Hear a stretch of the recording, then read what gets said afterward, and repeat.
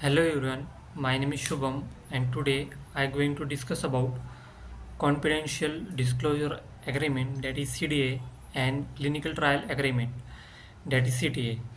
So these two essential documents are used in context of the clinical trial and research collaboration, and then serve distinct purpose and provide a legal framework for the different aspects of the research process. Then the first is the CDA, that is confidential disclosure agreement.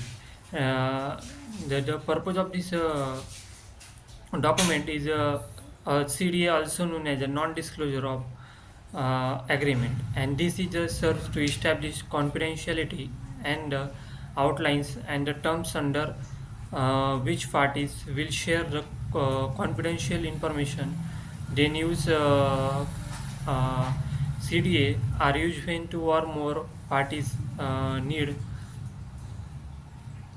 to exchange sensitivity and confidential information in the context of the potential collaboration, partnership, or the business transcription. Then in this is common in the various industries and including the healthcare and the pharmaceuticals. Then the content typical CDA including the following elements. The first definition of the confidential information clearly specifies what information it consider confidential and subject to protection. And then second is the obligation of the parties, and that outlines the responsibilities of the disclosure parties and the receiving party in the protecting and using confidential data. Then third is the duration of the confidentiality. In that, the species how long the obligations of the confidentiality will last. Then the um, permitted disclosure, and last one is a consequence of a breach describes the actions and the remedies that use in case uh, and then remedies then use case in clinical research.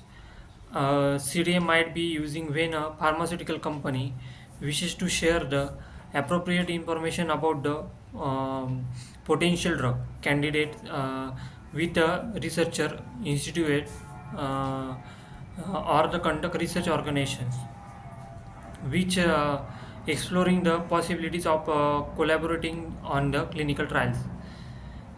So this all about the confidential disclosure agreement. Now we are going to discuss about CTA, that is clinical trial agreement. So the purpose of this document is a legally binding agreement that outlines the terms and the conditions governing the conduct terms and the condition governing the conduct of the clinical trial.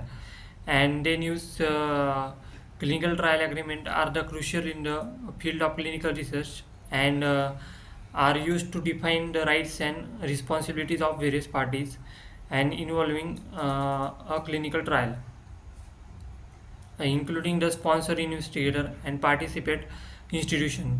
Then a container typical CTA include the following components. First is the study protocol detail.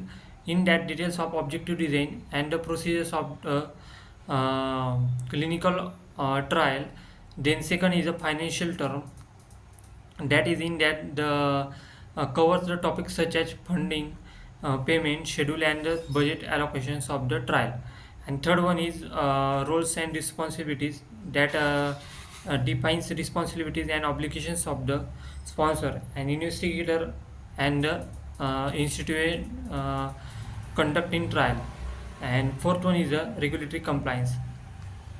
In regulatory compliance, that ensures the complying with the applicable regulatory requirements, including the submission of the clinical trial data to the regulatory authorities, and then next to the adverse event reporting. It outlines procedure for the reporting and managing the adverse events occurs during the trial. And Next, last one is the data sharing.